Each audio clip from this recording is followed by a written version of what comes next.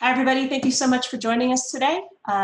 We are just beginning. We'll give a little bit of time for people to get logged in here, and I'll go over just a couple of administrative items to get started.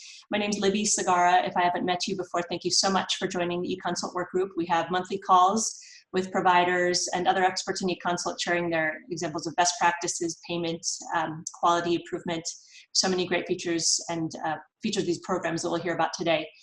I have you all on mute since we have a large number of people on the call and I'm recording. So just so you know, we do record these presentations and post them on our workgroup site. So thank you so much for that.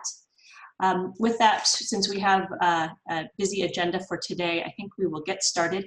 I do have you on mute. You are allowed to unmute yourself if you wish to do so. So please let us know if you do have questions. Please use the chat feature if your question takes place during our presenters' great content for today. So today we'll go over a few interesting and new programs that are taking place in California. We have Danielle Oryn from Redwood Community Health Coalition. As Dr. Oryn gets on the phone today, we're thinking of those who are in Northern California dealing with wildfires, especially you, Dr. Oryn, so I hope that you're doing okay. We also have the team from LADHS, Stanley Dea, who is eConsult Program Director at LADHS. Thank you so much for joining us today, Stan, to share your program. And Stan Frencher is also joining us to give us an update on what's happening at IHP. The Stan and the HubMD and IHP team published a great article on their program in response to COVID, and so we'll hear just a little bit about that at the tail end of our call today. We'll hear some policy updates. As many of you know, if you're tracking what's happening at the national level, the CMS physician fee schedule was recently released, and Robbie Franceschini from our team, who also facilitates the California Health Policy Coalition, will be reviewing that.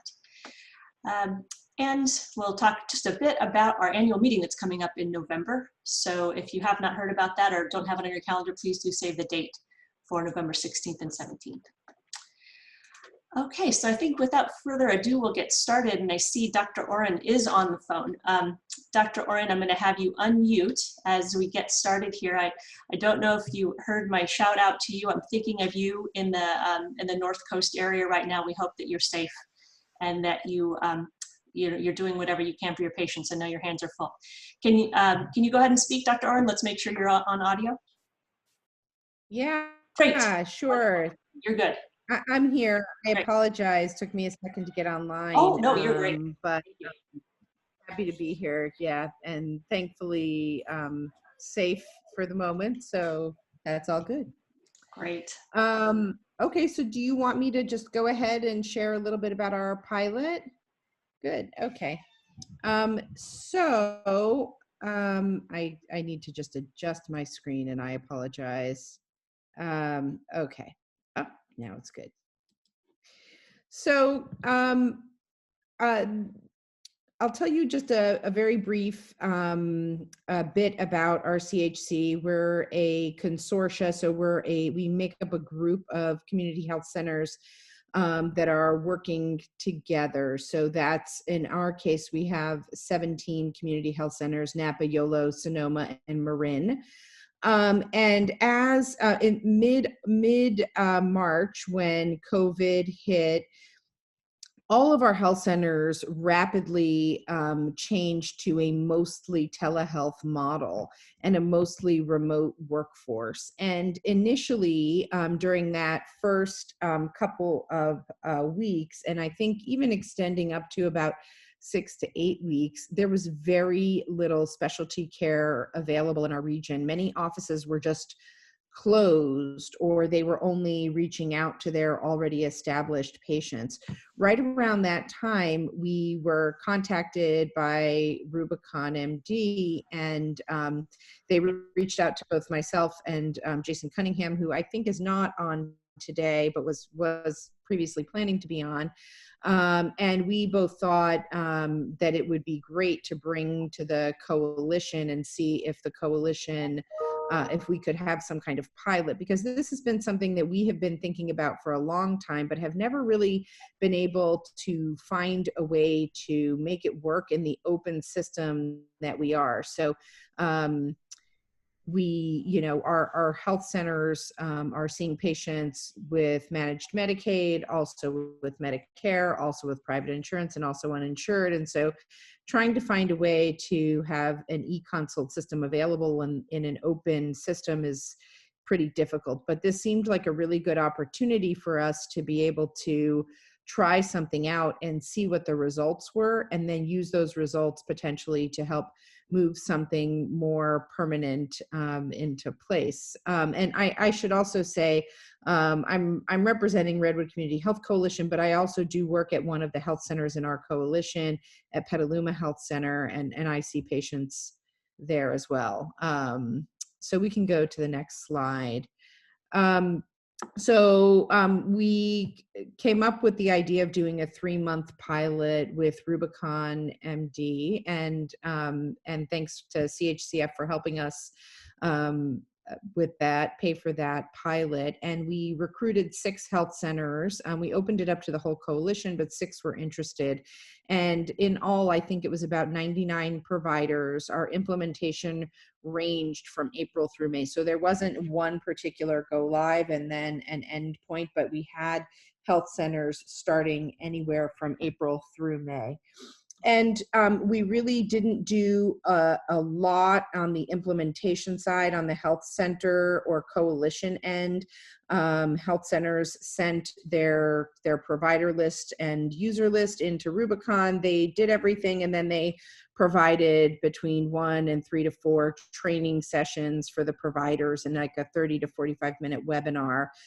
There were no requirements placed on any health center providers at that point in time.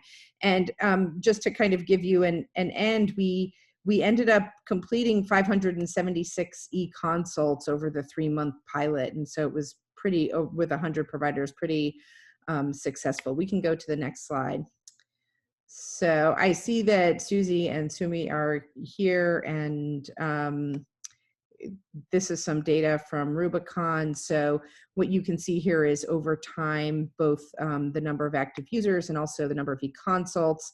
And you can see that we're in August, it's pretty low. That's because we have only one health center that's continuing on in this gap period, but you can see where the 3-month pilot were. We can go to the next slide. This shows what specialties were most utilized, and I thought this was fairly interesting. Some of it does reflect the specialty shortage areas that we have in our region. Neurology, rheumatology, endocrine, and GI are known.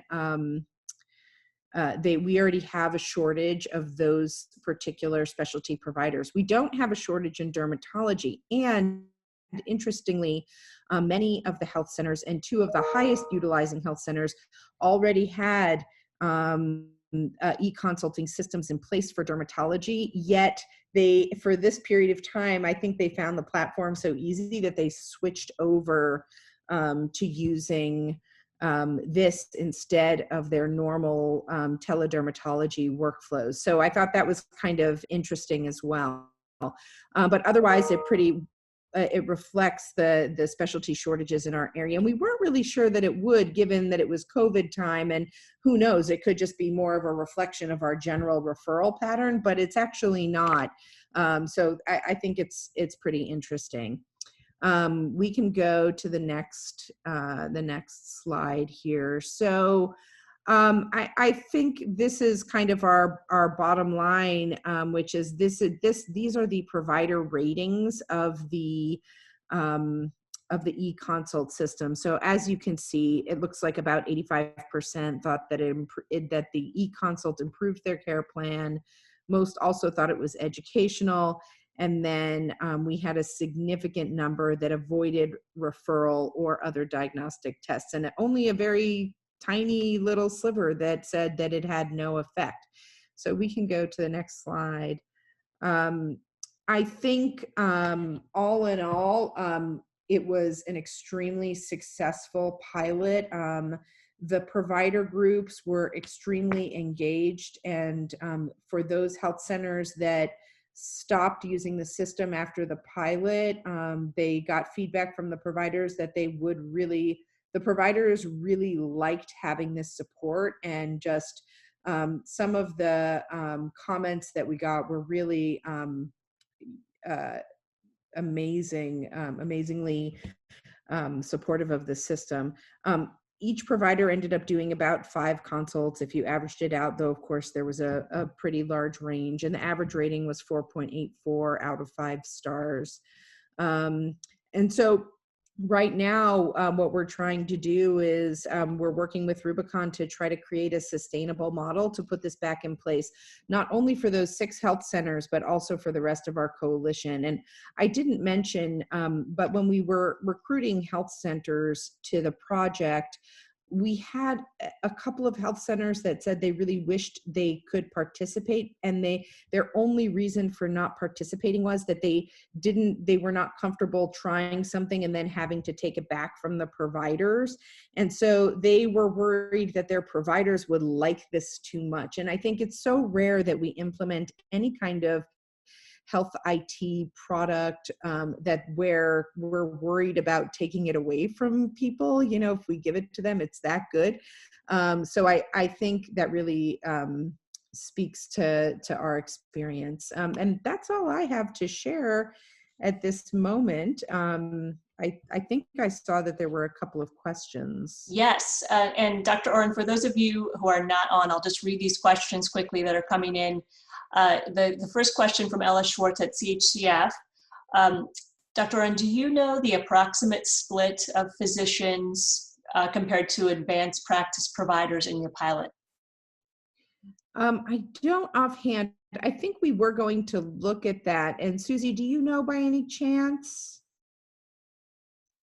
I don't. I believe anecdotally, and we can pull this if anyone's interested, nurse practitioners were the majority of the users and the majority of the e-consults that were sent. And given obviously the makeup of your clinic and network, that is not surprising given the amount of nurse practitioners we have. But great thing, Sumi and I can take that away and do a little bit more digging there.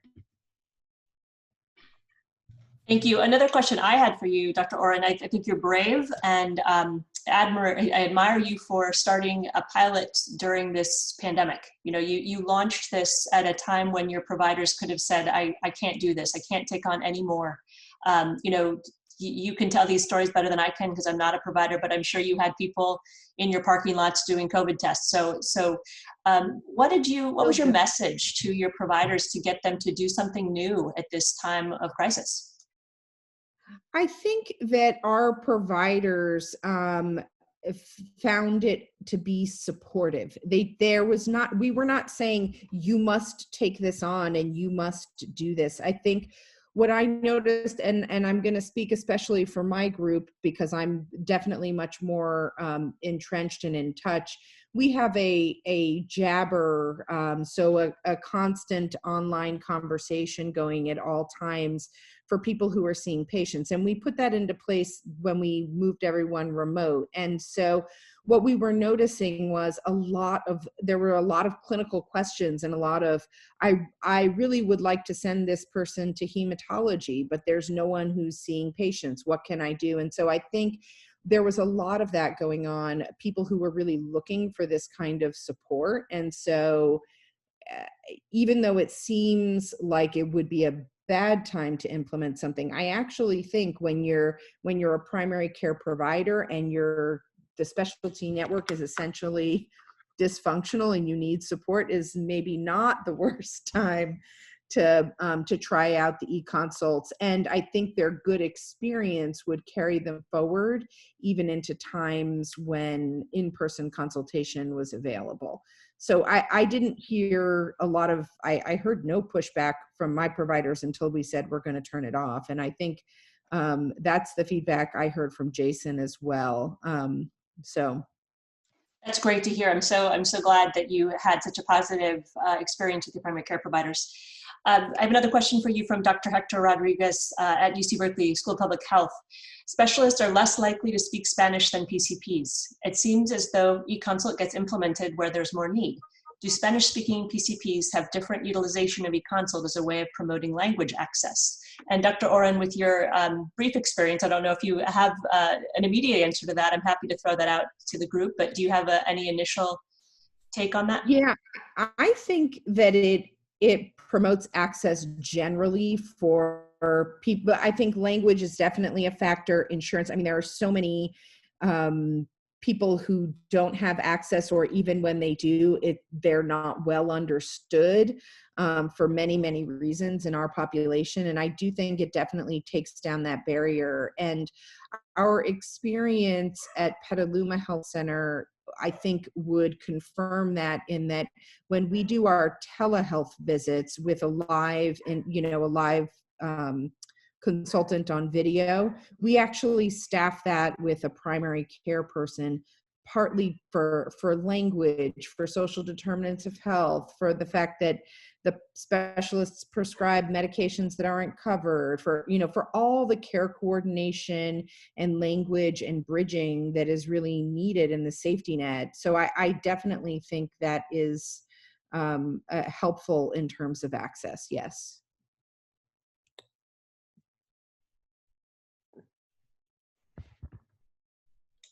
I know we have a good number of questions coming in. I'm going to take one last one, and then we might have to take some of them offline for you. So since there's a lot of interest here, Lauren Beatty at Peterson Foundation in New York has a question. Wondering what are topics and considerations that you're thinking about for sustainability? And I'll throw out a sort of a side question to that, Dr. Oryn. Are you working with your managed care plan? Are there ongoing conversations around payer support for this?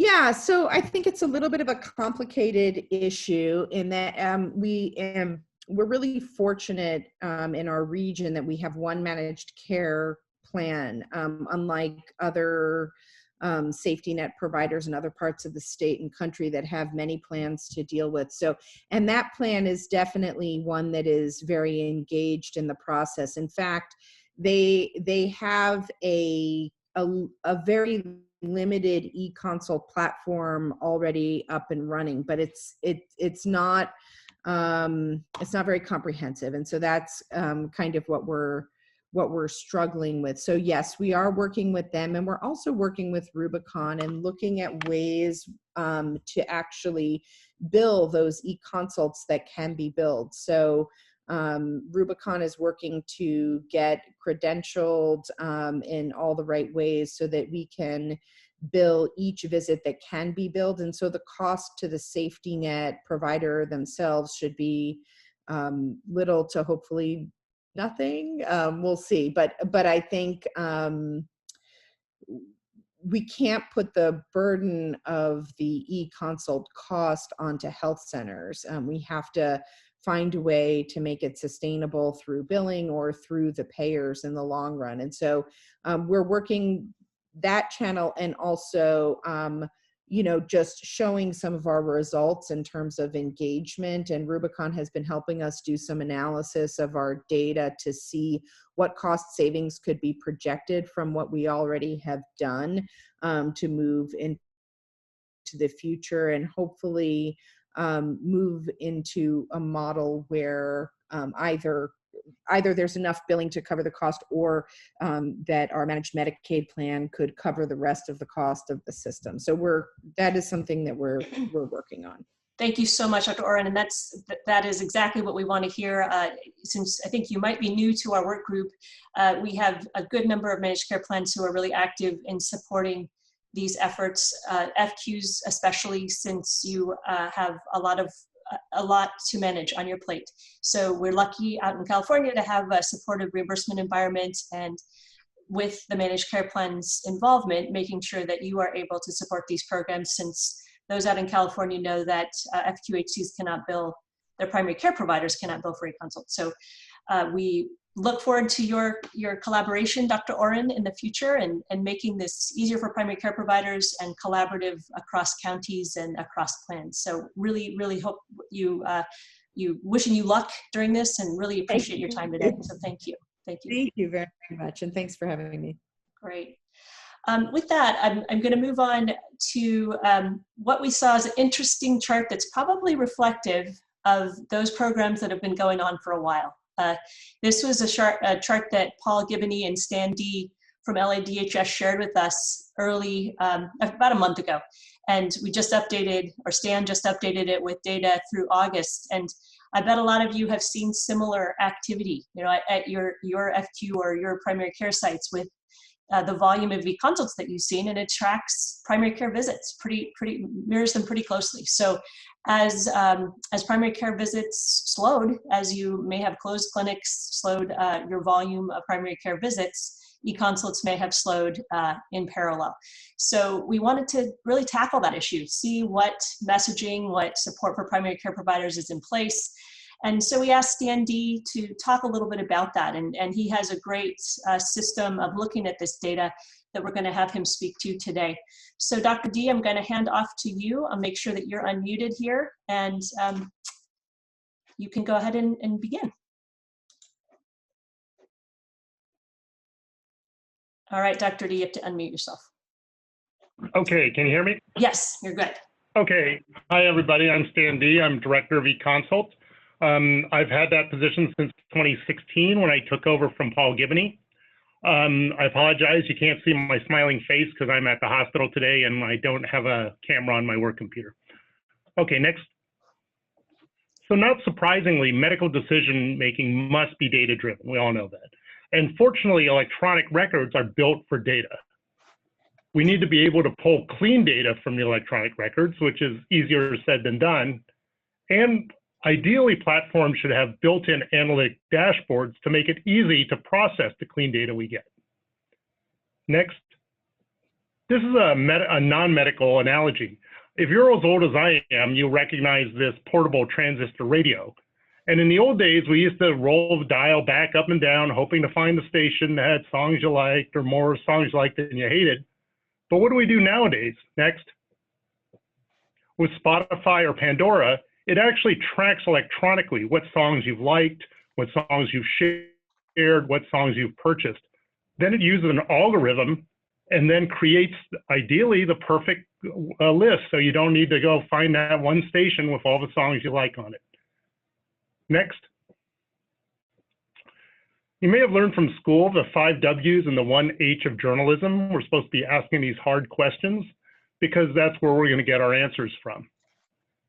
Next. So for eConsult, we can apply the 5 W's and 1 H towards our eConsult platform.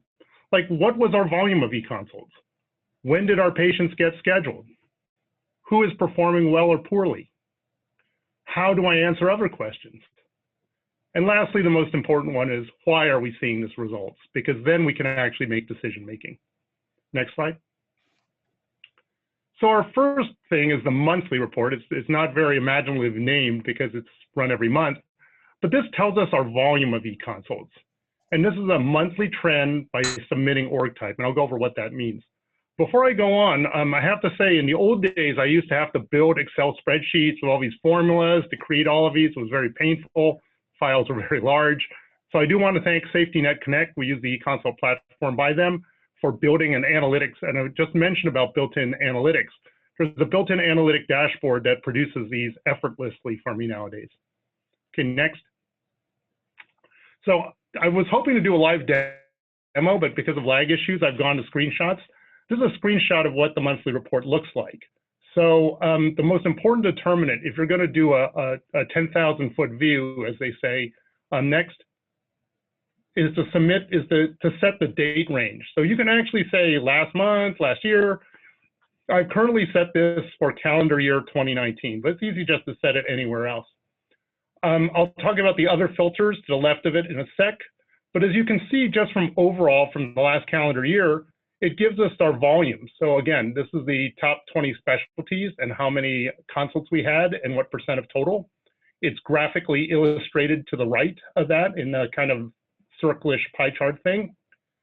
And also below that, it breaks it down by our org type. So ACN is our ambulatory care network. Those are our outlying ambulatory clinics. CPs are community partners we've contracted with to take care of our MHLA patients, and DHS is our hospital clinics. So not only do I get the total volume, but I can break down where they came from. Next. It says more, oh, sorry, top 20 and the next. Yeah, sorry, I should. Okay, You also see more below. This is a long report. Next. Okay, oops. Okay, let's talk about filters. Oh, no, you're correct. Go ahead. Let's talk about filters. So these are the filters that you saw to the left of the date range. You can filter by submitting org type. I just mentioned those. Or submitting region. LA County is so big, we've broken it into 6 regions where we can actually cone down. Each one is kind of linked to a hospital or a group of ACN sites. We can also filter by reviewed consults. So basically specialty portal like cardiology or GI or ophthalmology. We can also filter by subcategory.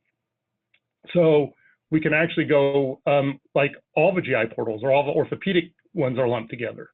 And lastly, by reviewing regions, not where they came from, but what region were they reviewed and where they would get care at. Next. So this example is where I've set up some filters. Next. So you can see I've set the SR cluster to the LAC-USC region or cluster. Next.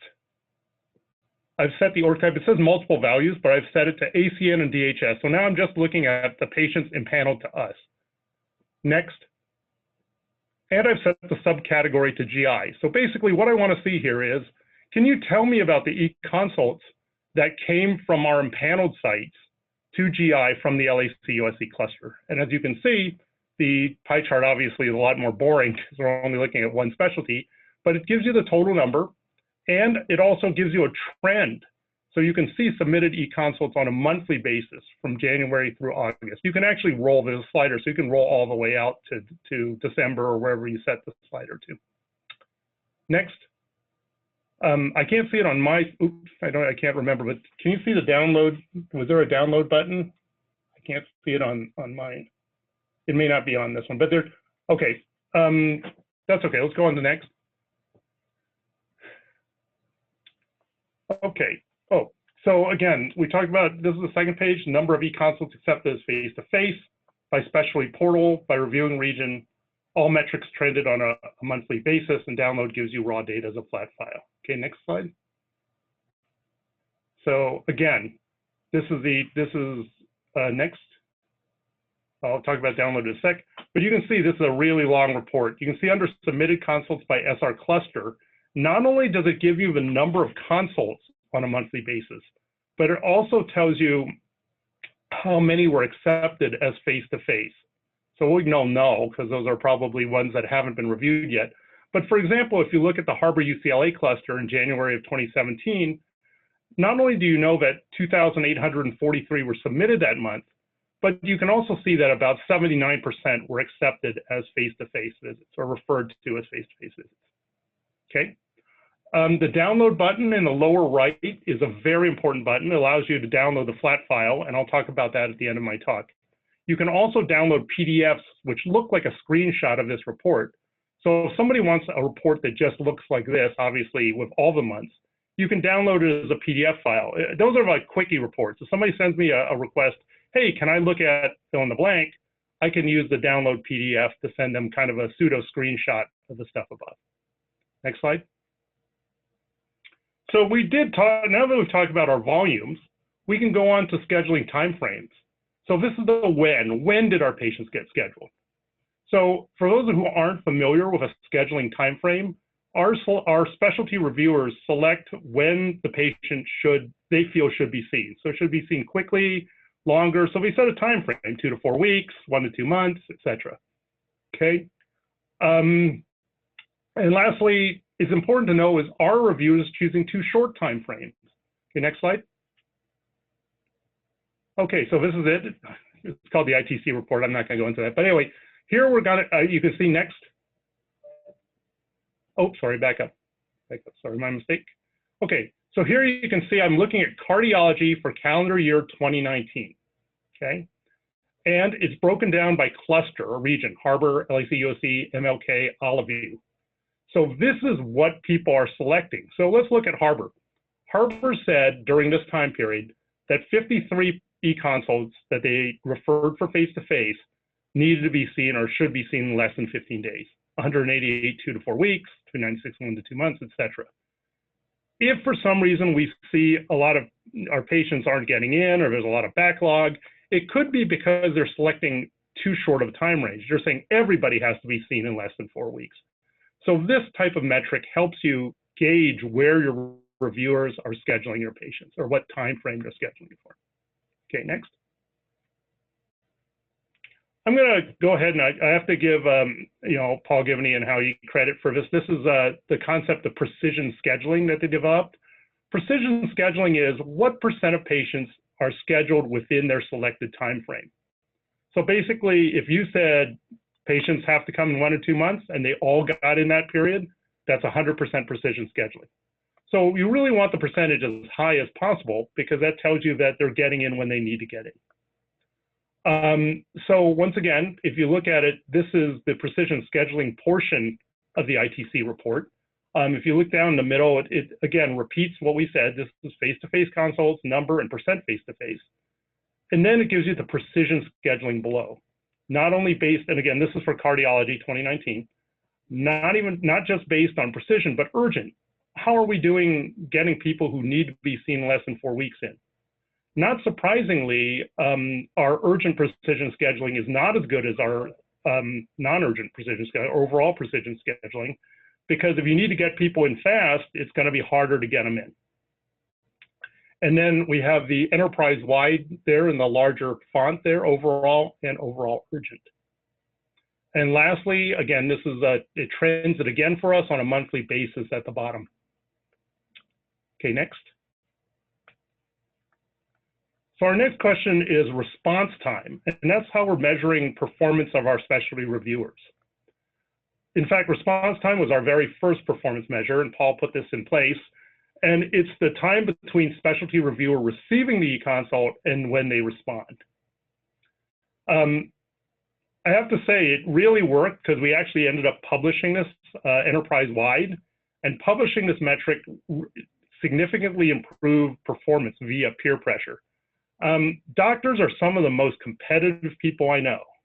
So all they had to do is see that some of their peers were doing better than them, and it kind of elevated everybody to do better. However, over time, we realized that a 3-month average of our average response time really is a one-dimensional measure. What if you had a bunch of e-consults and you did, most of them were really great, and then you really were really bad at a bunch of them? We wouldn't see that because it would be averaged in the mix. So we tried to make a more robust measurement. Next. So this is the ART score. The ART score stands for adjusted response time. This is a composite score consisting of the 3-month adjusted response time. This is the very first measure we did. I added in a last month adjusted response time just to get a shorter period and a more recent period. This is compliance to 4-day response time. So of the last month, how many of yours were under 4 days, which is what we want you to do. So again, we want 100% under 4 days. And lastly, this is a moment in time. How many were considered delinquent or greater than 14 days? And I really wanted to say, well, now this is a robust score. We've got all these moving parts. So I said, I want it simple, right? I wanted something simple. So I got a 1 to 5 star rating for each component, an average for a total score. Next. I'm not gonna lie. I stole this from Yelp. So everybody on Yelp wants to know what their 5-star rating is. So that's why I made it simple like that. Next. So in case you want to do your own ART score, here's how it's done. I'm not going to go over all this. Trust me, I'm not going to go over all of this. It looks super complicated. Next. You might be feeling like the student on the left right now looking at all these formulas. Probably the last time you saw a logarithm was in high school pre-calculus. So again, just understand that I created this to create a simple score. Next.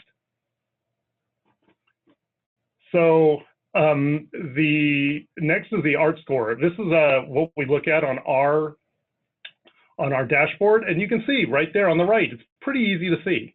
Okay, so you can see how many stars each person has, and the individual components to the left of it. Likewise, and again, next, let's see if I circled this. I can't remember which ones I circled. Yep. This looks only at the Harbor UCLA cluster because most of the time you want to know how the folks in your facility are doing.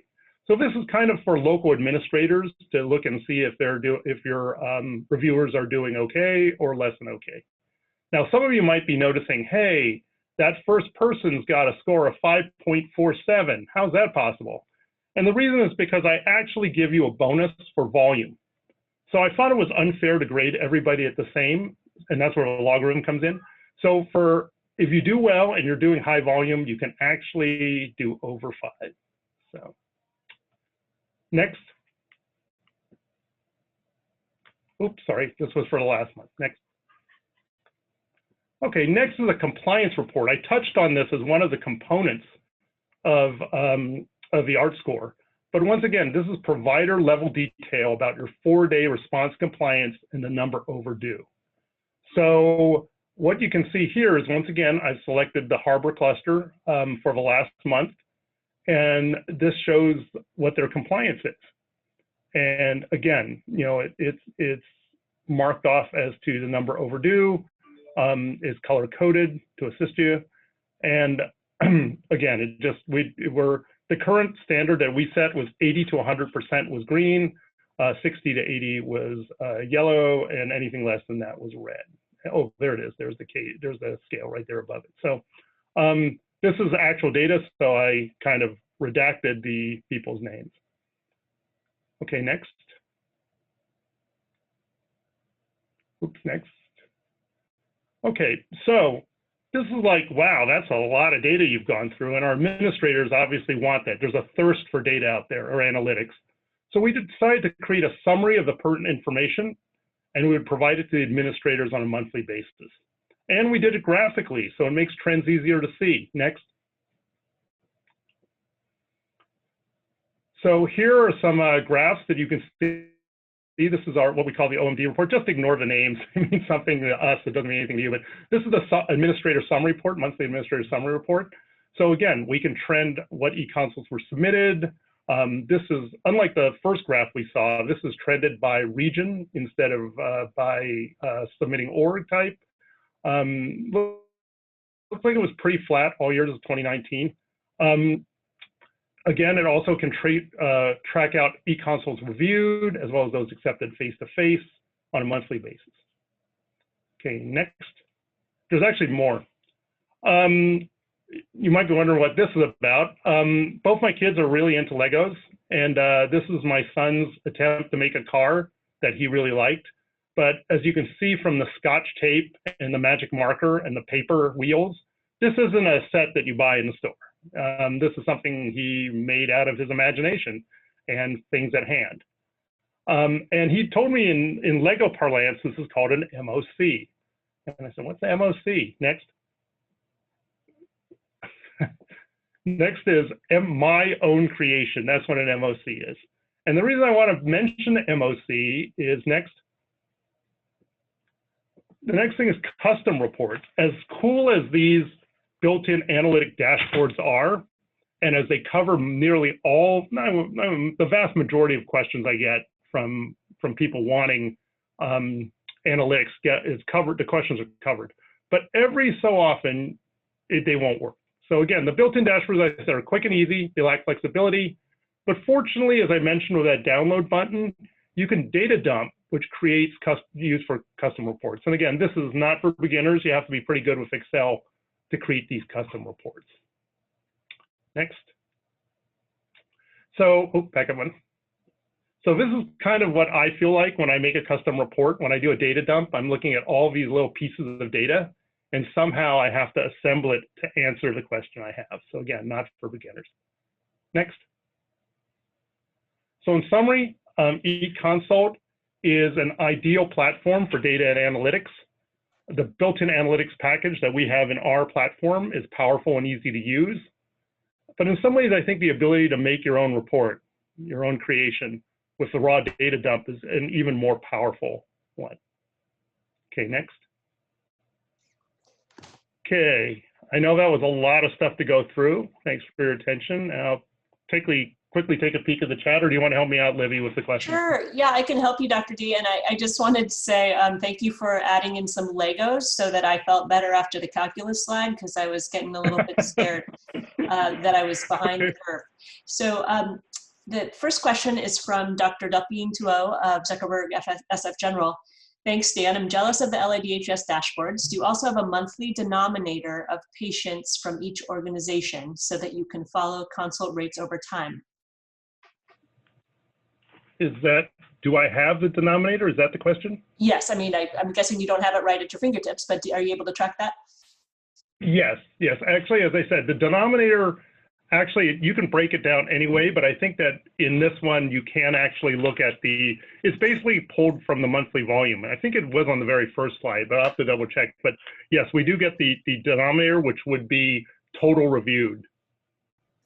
Right. Actually, Stan, this is Delphine. I was actually curious about the total denominator of patients for whom a consult could be sent so that you get like a per member per month referral rate.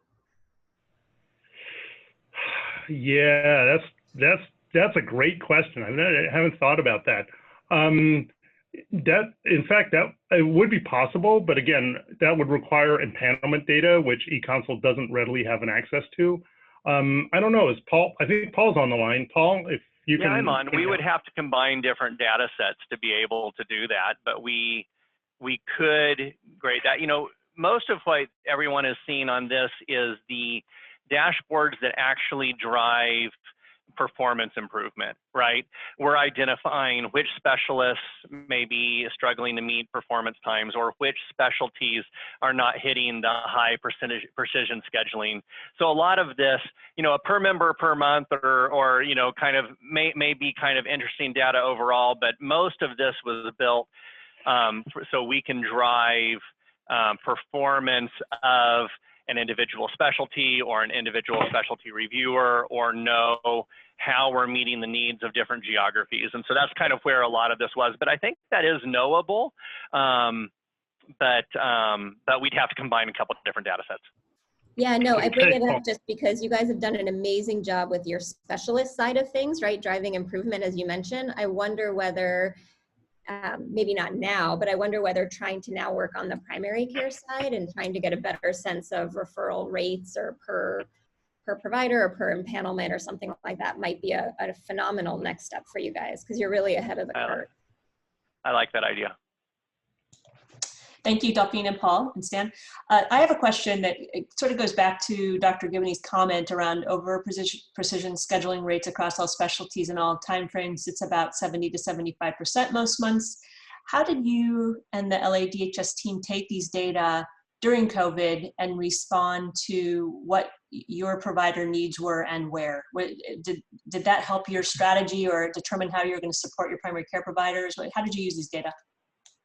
Yeah, I think what COVID-19 has required us to do is to, you know, think really hard about, you know, how we're providing care within the context of, you know, an emergency, right? You know, I mean, how do we do this in the middle of ICUs that are full and critical care units and nurses that have been redeployed from a primary care setting to the hospital, or, you know, or things like that? And so this data, along with other data sources, has helped us kind of figure out where are our most critical backlogs.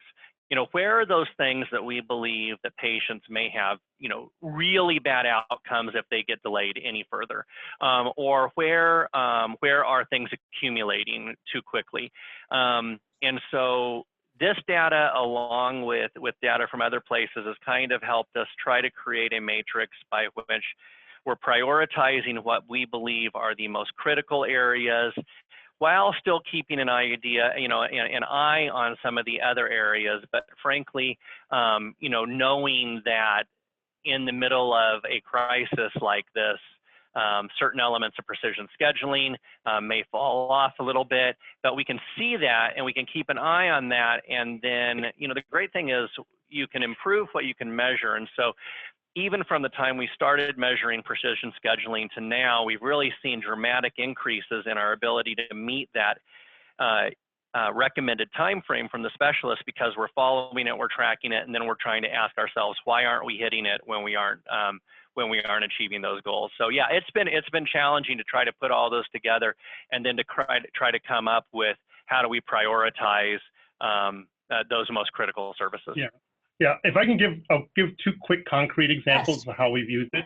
One, we decided arbitrarily that a time frame of less than 2 months would be considered a pass-through, and anything over 2 months would be put in a holding queue. This is at the beginning of COVID. So we could use the time frame that's selected to kind of triage where they're going. Are they going to be scheduled for a phone visit face-to-face, or would they be put in a holding queue?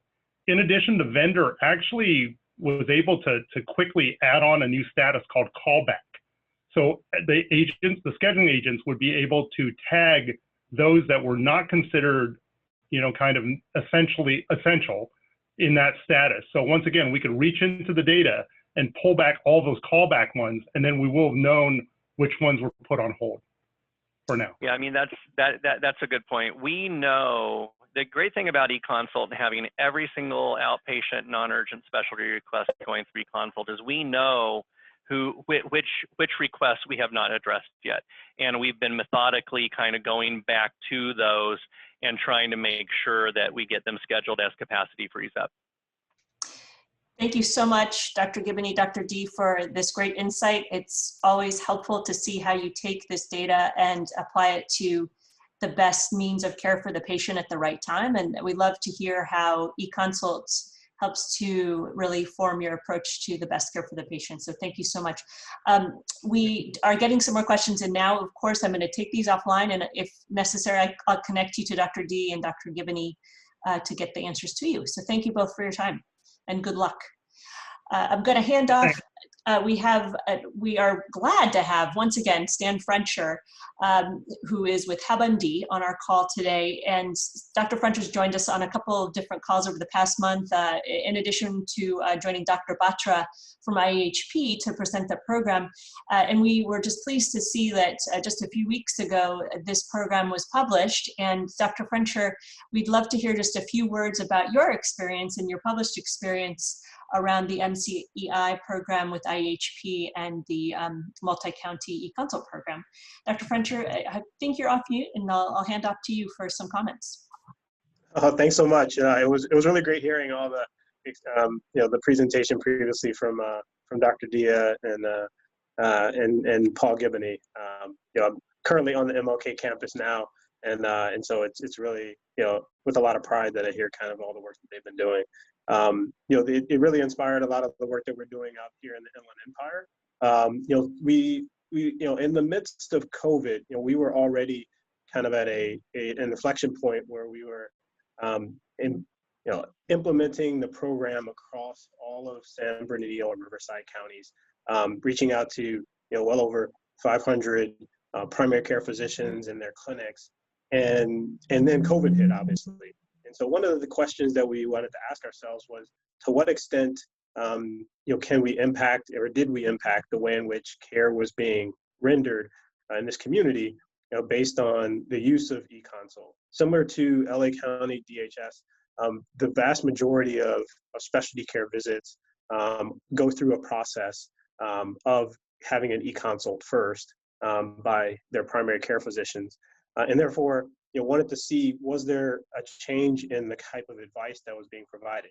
Now I already throw out there that as we kind of circled the wagons of our specialists and talked to them about what things could we be doing better, like to support our primary care docs in the Inland Empire, we advised them to change and to adjust the way in which they provided advice, with an expressed interest in trying to figure out were there ways to help prioritize the needed visits for the patients. Oftentimes when they were making a recommendation of in-person versus face-to-face, and giving a time frame for that visit, now in the midst of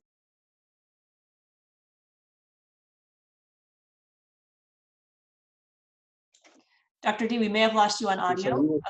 Frencher, sorry about that. Dr. Frencher, you're back. Go ahead. Oh, sorry about that. And so one of the interesting things that we wanted to see was whether or not that change in behavior on the part of the specialist actually manifested.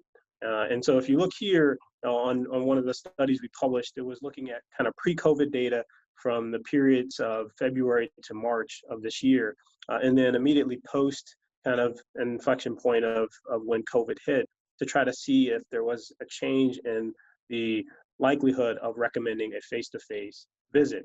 And across some of the specialties here listed that were kind of chosen, endocrinology, infectious disease, cardiology, urology, pulmonology, and podiatry, we did in fact see, more and more physicians recommending, non-face-to-face. And when we kind of delved into the actual dialogues, it was interesting to see kind of how they were changing their recommendations, and trying to assist the primary care docs more with trying to manage their patients in their own primary care practices. As Paul and Stan can tell you, it's an evolution on the primary care side, from initially just submitting referrals to ultimately learning how to manage the patients and maybe a co-management approach with the specialist. But I think COVID-19 is accelerating that process for us, given our program is much more junior in the past couple years. Seeing that change happen, often accelerated by COVID, has been interesting. So we're going to kind of continue to see how this data matures and how that experience matures over time, to see if really this becomes a nidus for improving the way in which our specialists provide advice to primary care docs, and the way in which they engage with e-consult by seeking specific ways to manage their patients more effectively in their offices and through telemedicine. So was happy to answer any questions, but that was some of our early experience, working with the primary care docs and specialists in the Inland Empire. Thank you so much, Dr. Frencher. And it's just great to see these data really show. I think the theme for this call really started out because we were wondering what COVID would do to e-consult use with a reduced number of primary care visits. How would e-consult volume change? And I think this publication really shows that virtual care and e-consult really helped providers to address a lack of specialty care availability. So thank you so much for sharing this with us and for your time once again. And good luck to you all during these times. I'm going to hand off to Robbie Franceschini, who's with BluePath and also manages and facilitates the California Telehealth Policy Coalition. So Robbie, would you mind covering this slide on CMS updates? I'm happy to. Thanks, Libby. And actually, if we could forward to the next slide. So just for everyone to know, CMS did just recently put out the proposed physician fee schedule for 2021. Much to, I think, the chagrin of many of us in telehealth, unfortunately, CMS didn't put as many codes in the proposed physician fee schedule for next year that would cement some of the advancements we've made in telehealth reimbursement over the course of the COVID pandemic. They've only picked a short list of what they're calling Category 1 codes that would be adopted on a permanent basis into the PFS. And then they've also selected several codes, which they're calling Category 3 codes, which will last for 1 year following the end of the public health emergency.